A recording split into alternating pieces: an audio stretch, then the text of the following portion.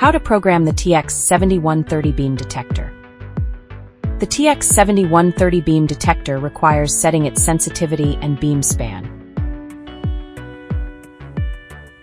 Connect to terminals S1 and S2.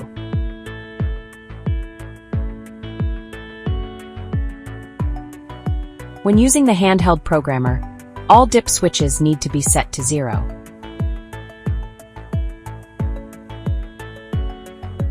Press 3 for our /W config. You'll first see the sensitivity setting. There are 3 sensitivity levels. Select Right to save your setting.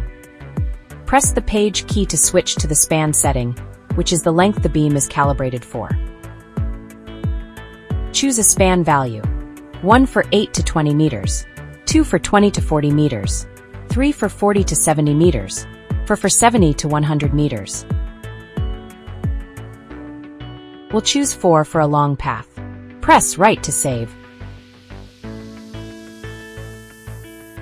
Your beam detector is now configured for the correct distance, ensuring optimal performance.